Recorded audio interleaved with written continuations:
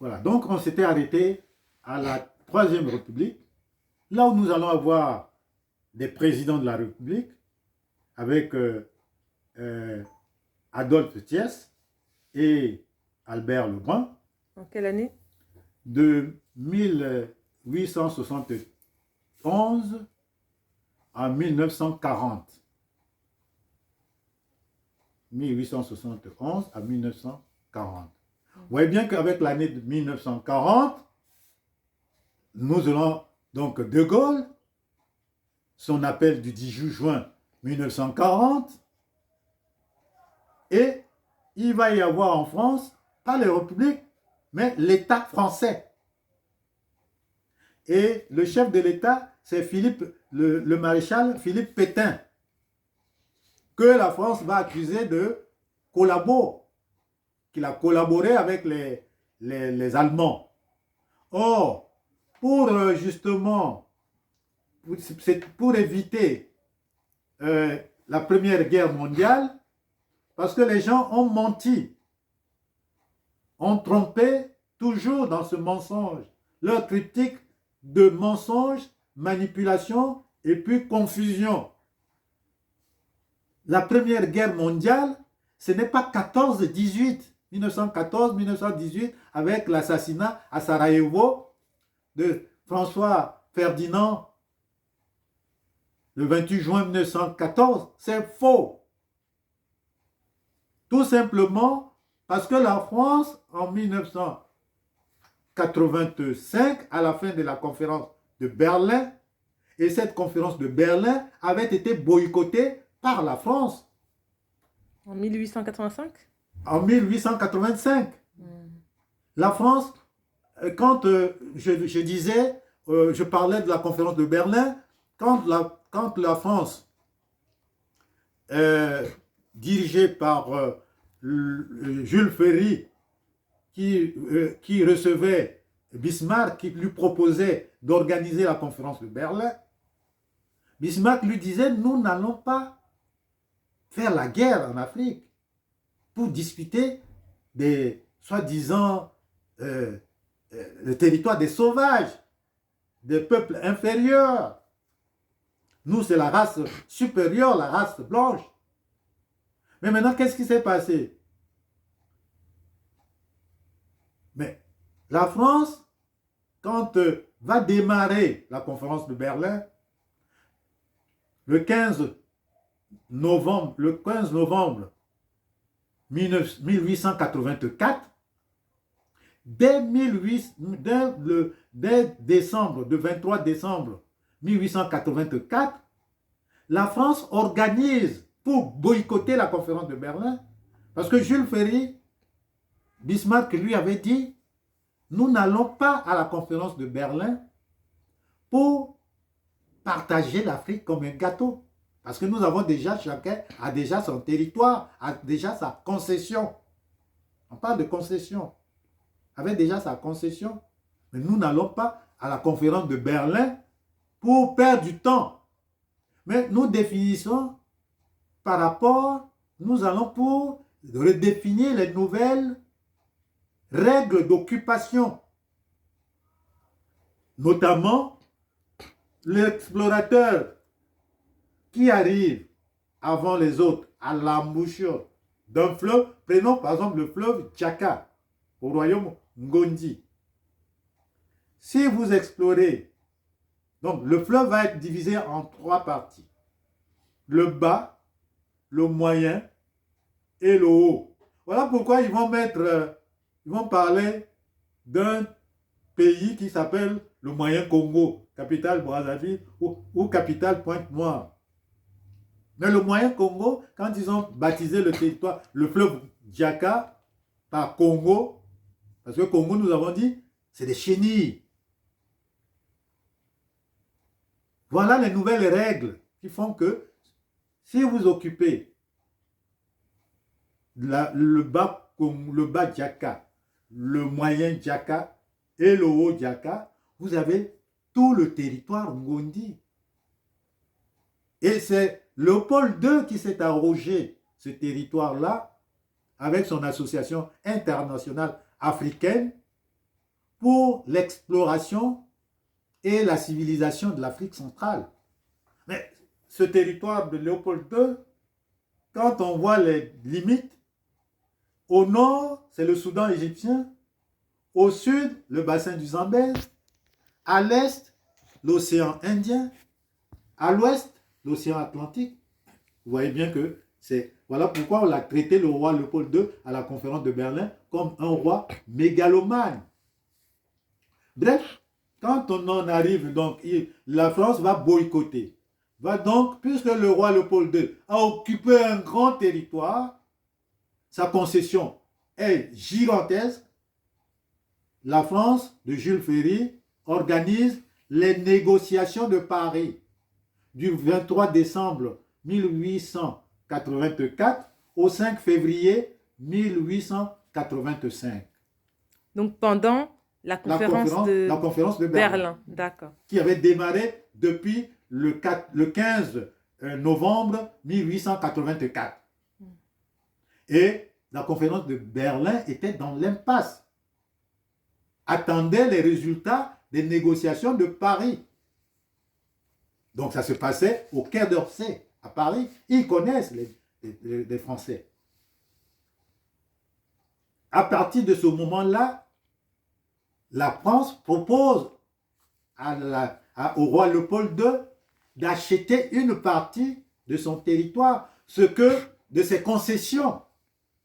Comme le roi Léopold II avait une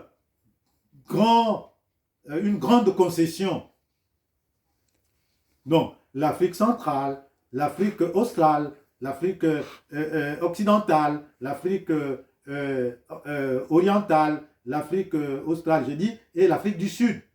Ce qui est aujourd'hui notre territoire. Le territoire Burundi, qui est un État continent. Et la France, Léopold II va vendre une partie de sa concession. Ce que nous appelons aujourd'hui la concession Congo-français. Mais la France, Léopold II, fixe le prix à 5 millions de francs français dans leurs négociations. Léopold II, c'est lui qui vend sa concession, sa possession, à 5 millions. La France refuse de payer 5 millions. De Brazza dépêche le docteur Ballet pour venir aider Jules Ferry dans les négociations. Donc, pour Léopold II, il vendait la petite concession que nous appelons aujourd'hui Congo-Brazzaville. Or, la France refuse d'acheter à 5 millions. La France va acheter à 80 millions. Parce que dans les négociations, comme ça traînait, Léopold II a dit à la France, à Jules Ferry, bon, fixe maintenant ton prix. Moi, j'ai donné 5 millions, fixe maintenant ton prix. C'est comme si c'était une vente aux enchères.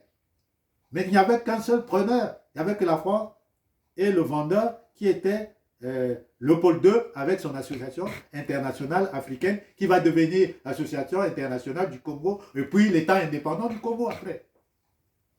Et ils vendent ça à 80 millions. Mais quel est le vendeur aujourd'hui qui propose, qui donne un prix à ce qu'il est en train de vendre, que c'est 5 millions, et l'acheteur dit non, compte tenu de la valeur de cette monnaie-là, je vous donne 80 millions. Qui va refuser? Il n'y a même pas à négocier. Maintenant, le roi Léopold II demande à la France de lui remettre les 80 millions. Jules Ferry dit, si je vous donne les 80 millions de la caisse française, comme les Français disent toujours qu'ils sont plus intelligents que les autres, alors qu'au fond, non. Si je vous demande d'organiser à Bruxelles une loterie que vous allez miser 20 millions et ensuite, si vous gagnez 80 millions, vous prenez. Voilà la duperie des Français. Le mensonge, la manipulation, la tricherie, le vol. Nous, les Ngondi, moi, je suis aujourd'hui pris en otage ici en France parce que je suis venu demander à la France de retirer sa monnaie, le franc CFA. Et aujourd'hui, nous voyons que le franc CFA, ce n'est pas le franc CFA qui est arrimé à la monnaie Ngondi comme ici. Avant, vous voyez, par rapport à la quantité pour la monnaie Ngondi, c'est ça la monnaie Ngondi. À l'époque, au départ, donc, on avait, par rapport à valeur, vous voyez, ce sont les dessins. Nous, c'est les dessins. Comme ici. Donc, au poids. Et vous avez, par exemple, ça va coûter 50 centimes de francs.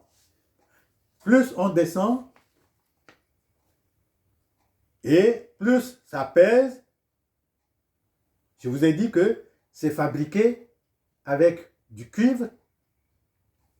Ce sont des monnaies, ce sont des matières premières que nous avons aujourd'hui. Le cuivre, nous avons et le fer.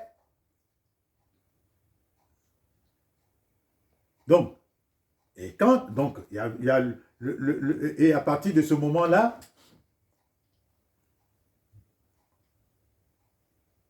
on avait cette, disons, cette parité-là. D'ailleurs, cette monnaie servait au Ngondi aussi pour la dot, pour le mariage. Voilà pourquoi nous, Ngondi, moi, roi, Diaka Ier, mais on ne va pas acheter. Quand tu fais marier, ta fille se marie, mais tu ne demandes pas de l'argent.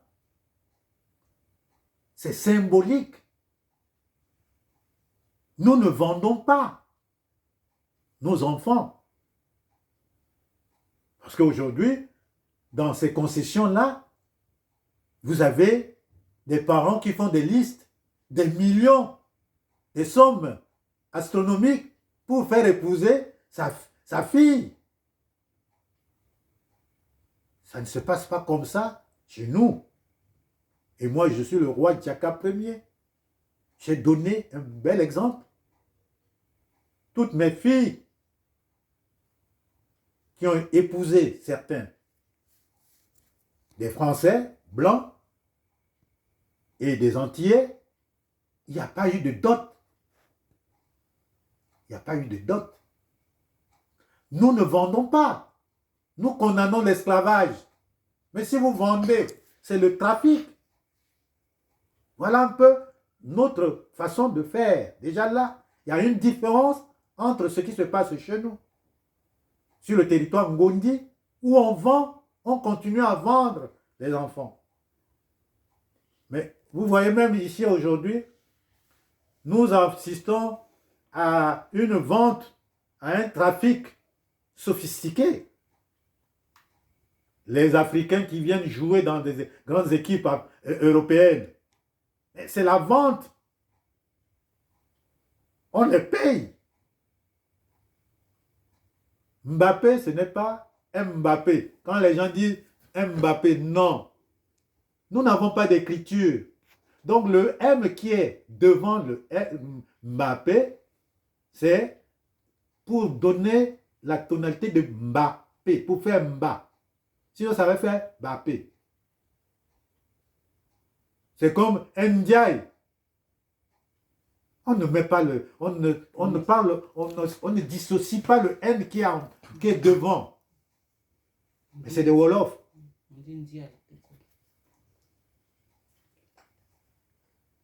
Voilà un peu.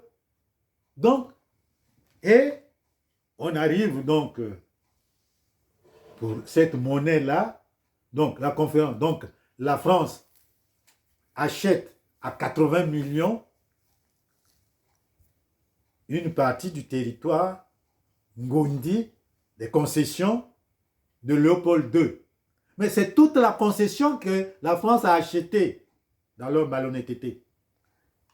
J'ai une petite question par rapport à cette loterie qui était organisée, parce que si on a bien compris, en voulant acheter cette concession, le roi Léopold II propose à la France 5 millions, la France dit non, pas 5 millions, je vous l'achète à 80 millions. Est-ce qu'il n'y a pas une forme, est-ce qu'il n'y a pas, qui est-ce que la France voulait escroquer? Parce que là, c'est une forme d'escroquerie de passer par la loterie. Est-ce que la France voulait escroquer le peuple? Parce que du coup, c'est le peuple qui fait c'est l'argent du peuple, l'argent de la loterie. Ou est-ce qu'il voulait aussi escroquer le roi Léopold II, parce qu'on dit au roi Léopold II d'avancer 20 millions, ou les deux peut-être? Merci. À cette question, il faut voir ce que nous avons dit tout à l'heure, le triptyque de mensonges, de manipulation, de confusion et de la malhonnêteté perpétuelle de la France, de la malhonnêteté intellectuelle. Les Français intellectuels savent bien que le noir n'est pas inférieur au blanc. Ils le savent. Mais le racisme, ici en France, c'est épidermique. Quand un blanc est à côté du noir, il a toujours tendance à croire qu'il est plus intelligent que le noir. Mais c'est faux. Comme j'ai dit avant, il y a chez les noirs des intelligents et chez les noirs des idiots. Il y a chez les blancs des intelligents et des idiots. Donc tu peux trouver chez les Français des intelligents et tu peux trouver aussi chez les Français des idiots. Voilà ce qu'il faut comprendre. Mais dans cette manipulation que la France essaie de faire par rapport à son peuple, parce que quand la France veut acheter une partie de la concession belge, mais Léopold II ne se présentait pas en Afrique là-bas au nom de la Belgique. Il se présentait à son propre nom. C'était sa propriété personnelle. Ce qui veut dire que les Français, le sachant, avec De Brazza qui est là-bas, ils vont donc chercher à dribbler, à tromper Léopold II. Ils vont tromper Léopold II. Non, on ne va pas payer ça à 5 millions. On a l'impression que c'est trop cher, 5 millions. Or non. Mais quand la France va faire organiser la loterie, ça a bien eu lieu. Et la Belgique, le roi Léopold II avait gagné 80 millions. Mais le roi Léopold II avait perdu sa propriété. La preuve en est qu'avec le Congo français, le roi Léopold II allait sous des faux noms pour acheter des concessions chez les Français en 1899. Quand la France devenait propriétaire de cette concession-là au nom du Congo français, puis ça va devenir Moyen Congo, puis après l'Afrique équatoriale française, puis le Congo, la France libre, le Moyen Congo, ainsi de suite. La République du Congo aujourd'hui, par exemple. Donc la France a arnaqué le roi belge. Voilà. Qu'est-ce qui s'est passé finalement parce qu'en fait, il a fait une conférence en parallèle de la conférence de Berlin. Oui. Mais qu'est-ce qui s'est passé à la conférence de Berlin? Donc, en faisant justement cette conférence parallèle, qu'ils ont intitulée les négociations de Paris, la France achète donc les concessions de Léopold II. Parce que le gros problème pour les Allemands, ils préféraient avoir un Léopold II comme propriétaire de ce grand territoire que d'avoir les Français. Parce que pour les Allemands, les Français sont des malhonnêtes.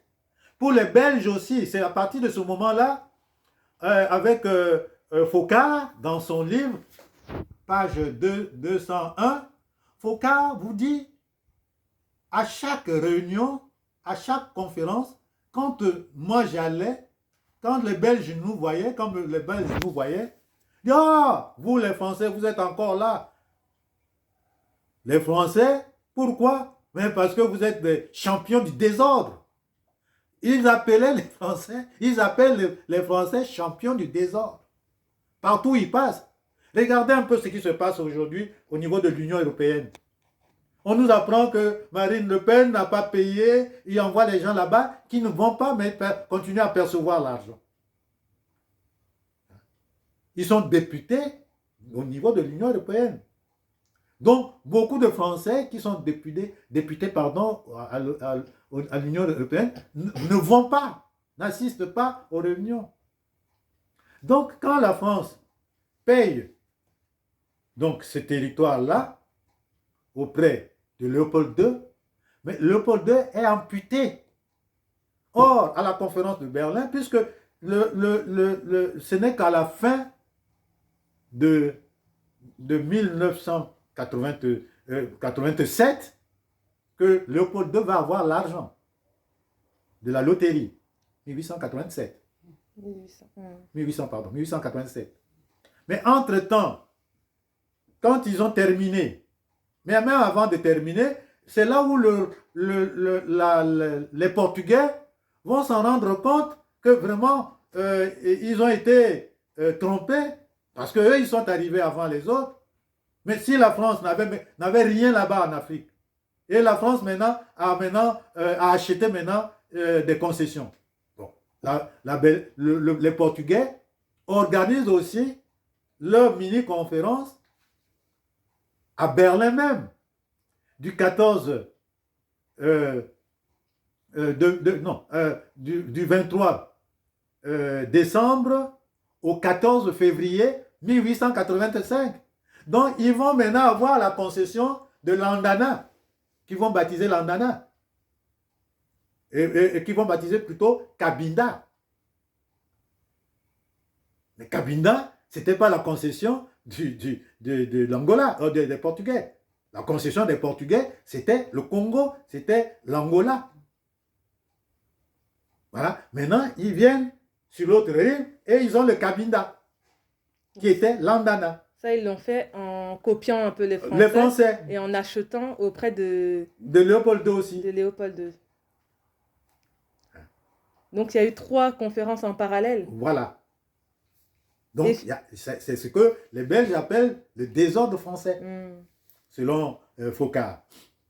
Et ce qu'il est important de rappeler aux téléspectateurs qui vont nous observer, c'est que là, quand vous citez Focard, c'est quelqu'un qui est bien évidemment, qui a travaillé pour la France, donc le conseiller de Charles de Gaulle, très très très proche, son bras droit, et qui, en écrivant son livre,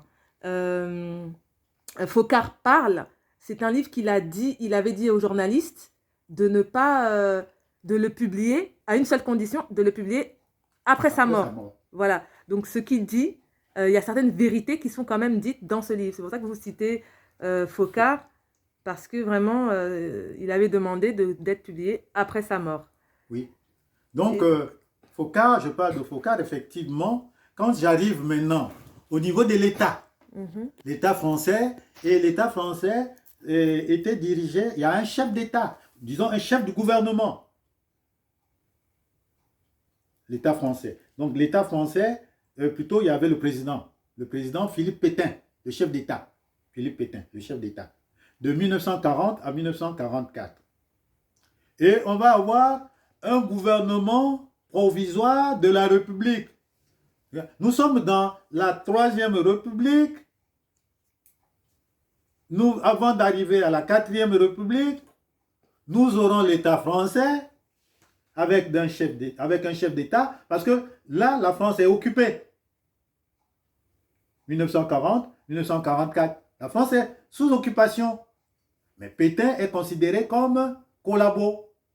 Or, comme je disais tantôt, Pétain avait averti les Français lors de la Première Guerre mondiale que il ne faut pas tomber dans le piège que vous tendent les Allemands. Parce que les Français disent qu'ils sont plus intelligents que les autres. Mais les Allemands ont tendu un piège aux Français lors de la Première Guerre mondiale pour étendre leur hégémonie. Déjà, en 1870, ils ont gagné la guerre ici contre les Français. Maintenant, ils veulent aussi prendre les concessions des Européens qui sont là-bas, en Afrique, sur le territoire ngoni. Et Pétain avertit les Français comme quoi les Allemands leur tendent un piège. Mais en 1940, comme chacun le sait, comme j'ai dit tantôt, beaucoup ne le savent peut-être pas, mais je répète pour ceux qui le savent, que De Gaulle n'était pas français. De Gaulle était irlandais, donc anglais. Et quand il lance son appel du 10 juin 1940, c'est à Londres. Regarde même comment la France se fait. Aujourd'hui, à cause de ces identités-là, les gens se perdent. Tu es en France, tu parles de Londres. Mais quand tu vas en Angleterre, on va te parler de London. Le vrai nom de cette capitale, c'est London et non Londres. Mais pourquoi les Français ont traduit London en Londres? Ça ne veut pas dire la même chose. Mais pourquoi les Français n'ont pas traduit football en ballon du pied? Parce que football est resté football. C'est toujours un mot anglais. Mais pourquoi on n'a pas dit que la capitale de la Grande-Bretagne, c'est London? C'était simple. Donc, quand il arrive chez lui, il lance son appel du 14 juillet du 18 juin 1940. Mais sur le territoire ngondien, il y a maintenant, après le Congo français, il y a maintenant l'AEF. L'AEF, donc l'Afrique équatoriale française. Mais le Congo français regroupe, parce qu'il faut connaître, quand ils sont sortis de la conférence de Berlin, la France n'avait que le Gabon comme concession. À la fin de la conférence de Berlin, étant sûr d'avoir trompé les Belges, la France va avoir maintenant le Congo, l'Oubangui-Chari, qui deviendra plus tard le Centrafrique, et le Tchad. C'est ce qui constitue le Congo français. Gabon, Congo, Oubangui-Chari, Tchad. Et la capitale, entre guillemets, du Congo français, c'est Libreville, à partir de 1867. Et on va nommer donc des Brazza, parce que quand on va terminer à la conférence, je ne sais pas, j'ai dû oublier, ou à la conférence de géographie de Bruxelles, quand Léopold II organise la conférence de géographie de Bruxelles, en 1876, du 12 septembre 1876 au 19 septembre 1876, il crée donc l'Association internationale africaine pour la civilisation et pour l'exploration et la civilisation de l'Afrique centrale. C'est ce qui l'amène donc à la conférence de Berlin. Au sortir de la conférence de Berlin, la France maintenant a le Congo français. Mais le Congo français, c'est le Tchad, c'est le Gabon, parce que la France est allée à la conférence de Berlin seulement avec le Gabon, qui est, pour nous, c'est le manteau. Maintenant, la France, au sortir de la conférence de Berlin, a le Gabon, le Congo c'est Chéni, l'Oubangui-Chari et le Tchad. Le Tchad, pour nous, c'est l'étang ou le lac. Maintenant. Ces concessions, il les a obtenues avec cette loterie, c'est ça? Oui. D'accord. Parce que l'Allemagne va obtenir, parce que quand il y a eu la Première Guerre mondiale, l'Allemagne, la France, n'avait pas gagné aussitôt. Parce qu'on nous montre la Première Guerre mondiale seulement la partie où les Alliés sont venus aider la France. Mais la partie où les Allemands ont, dès la fin de la conférence de Berlin, le 26 février 1885, les Allemands attaquent les Français à Djaka, sur le territoire Ngondi, à Djaka.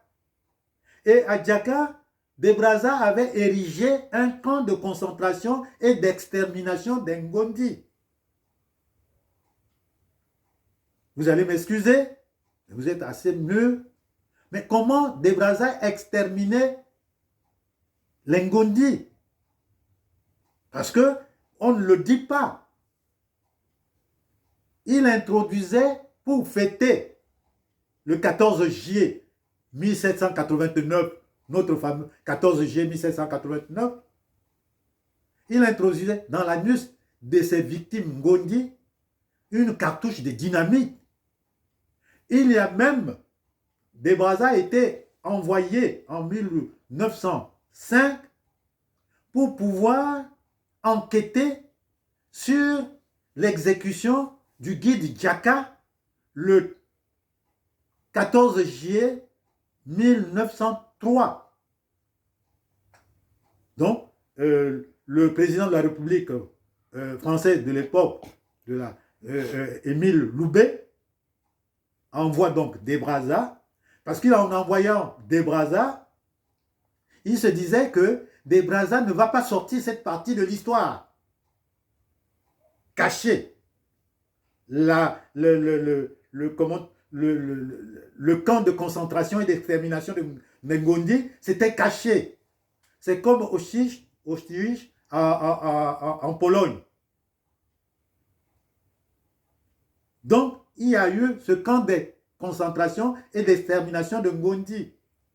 Et ce camp de concentration et d'extermination de Ngondi, en 1885, va se transformer en champ de bataille.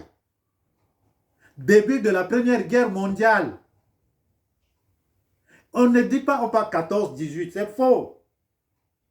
Même quand on va maintenant inaugurer la stèle des génocidaires qui ont exécuté 44 Ngondi le 22 août 1914, mais c'était à Djaka. Donc, et ce camp d'extermination et de concentration va être transformé en champ de bataille. Ils vont pas attendre seulement la partie où, et là encore, il faut attendre 2014 pour que François Hollande réhabilite la stèle. Parce que quand on a fait une stèle, les parents des 16 Français, Suisses et Portugais et autres, qui ont exécuté 44 Ngondi avant l'arrivée des Allemands. Les Allemands qui étaient à Bonga vont venir parce que à Mbiru, parce que le camp sera baptisé Mbiru, camp de concentration et d'extermination de Ngondi, à Djaka, baptisé Mbiru. Mais à Mbiru, il n'y avait qu'un seul Allemand, un douanier allemand. Mais les Français vont arriver armés pour faire la guerre contre cet Allemand-là. Mais entre-temps, le garçon de l'Allemand, avait sa sœur à Djaka, qui vont baptiser concession Wesso. Mais Wesso, chez nous, veut dire soleil. Le fleuve, ils appellent ça, et ils ont baptisé Sanga. Mais Sanga, ce n'est pas le fleuve. Sanga, c'est l'île de Djaka. C'est l'île. Donc, quand les Français vont descendre à Mbiru pour aller attaquer le seul Allemand, ne trouvant pas l'Allemand, qui était averti par la sœur du boy, qui va prendre une pirogue la nuit et aller avertir son frère, comme quoi les Français vont attaquer l'Allemand. Alors, l'Allemand va fuir, va aller vers Ikelemba, où les Allemands, pourchassés par les Alliés, vont remonter le fleuve Djaka. Et quand ils arrivent, d'abord, quand les Français arrivent, ils n'ont pas trouvé l'Allemand, ils se sont mis à boire, et ensuite, ils se sont mis à tuer les Ngondi, avant l'arrivée des Allemands. Et quand les Allemands arrivent, ils vont trouver les Français sous. Ils vont exécuter les 16 Français, sauf un, ils étaient 17, Buge, que le guide Djaka va aider à quitter Miru en passant par la rivière Djaka et l'île Djaka pour traverser, aller à Djaka qu'on appelait Wessou. Voilà comment ça s'est passé. On est le 22 août 1914. Mais avant le 22 août 1914, il y a eu plusieurs... Parce que pour les concessions, il faut tracer des frontières pour délimiter chaque concession. Mais comme la France avait maintenant une concession plus énorme, donc il va élargir cette superficie-là. Nous aurons maintenant la carte du Congo, d'abord du moyen Congo, parce que l'Allemagne ayant battu la France en 1885, va récupérer jusqu'à Bonga et on aura le New Cameroun, le nouveau Cameroun, qui va appartenir aux Allemands. Et la France, il va rester à la France le moyen Congo. Il y a des cartes, je pourrais vous montrer. Et là, les Français, donc, vont élargir leur concession. Les Allemands, donc au lieu du Cameroun seulement, il y a le New Cameroun qui prend une partie du Gabon, une partie, et donc tout le nord, le peuple français n'est pas au courant. On vous parle de 14-18. C'est aussi le mensonge. Donc, la France, on a attaqué les Français sur les territoires Ngondi à partir du 26 février 1885. Mais pour ne pas, puisque c'est un secret, on n'a jamais, il parle de 14-18, c'est faux.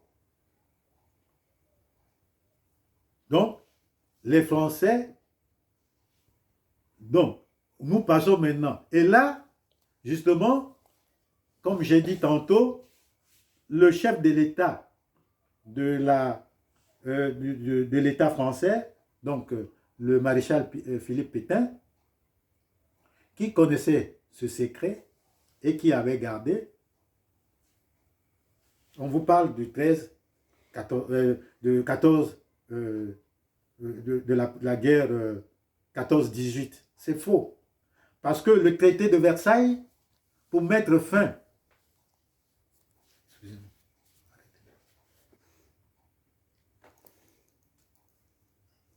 donc voilà, on avait dit que le chef de l'État français, Philippe Pétain, avertit les Français à propos de la Première Guerre mondiale, parce qu'au sortir de la défaite de 1870 contre les Allemands voulaient étendre leur hégémonie.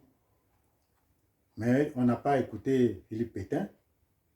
Et, comme je disais tantôt, que quand on parle de la Première Guerre mondiale, on dit que les soldats, ou plutôt, oui, les soldats noirs, qu'on a appelés génériquement les soldats, les tirailleurs sénégalais, mais ça n'a jamais été des tirailleurs sénégalais. Parce que ceux qui sont partis de Djaka, ce sont des auxiliaires de l'occupation, qui étaient des tirailleurs et des miliciens. Aujourd'hui, ça devient maintenant des armées. Donc, je disais que la Troisième République, on passe donc à l'État français, ensuite au gouvernement provisoire de la République. Dans le gouvernement provisoire de la République, vous avez Charles de Gaulle, chef du gouvernement provisoire de la République, de 1944 à 1946. Vous avez Félix Gouin, pardon. Félix Gouin, Georges Bidault et Léon Blum. Et quand on va passer à la Quatrième République, donc à 1944, à 1900, plutôt Quatrième République, 1947 à 1959, donc vous avez Vincent Auriol et René Coty. René Coty qui va signer justement l'acte de la conférence, de la Constitution du 4 octobre 1958. Où c'est là où vont naître les républiques. En Afrique? En Afrique, dans les concessions. Et Philippe Pétain, ou plutôt Jacques Foccart, explique que De Gaulle était même surpris. Parce que ce n'était pas des républiques. Donc on va pouvoir regarder dans la prochaine vidéo, vous allez nous expliquer les concessions et nous expliquer par rapport aux républiques, quoi. Oui, oui. Donc je termine la Quatrième République et la Cinquième République avec De Gaulle. Et la Sixième République, c'est ce que veut avoir Mélenchon. Puis, nous avons déjà la Septième République avec Emmanuel Macron, la République qui marche. Voilà un peu comment on peut avoir plusieurs républiques dans un même pays. Et le peuple français, quand on lui dit, il accepte. C'est comme ceux qui sont aujourd'hui au niveau des États ultramarins. Mais ces États-là, qu'on nous dit, ce sont des concessions. Ce ne sont pas des États. Ce sont des concessions, mais pas des départements français d'outre-mer. Il n'y a pas de France outre-mer. Merci beaucoup, Sa Majesté le roi Djaka Ier. À très vite.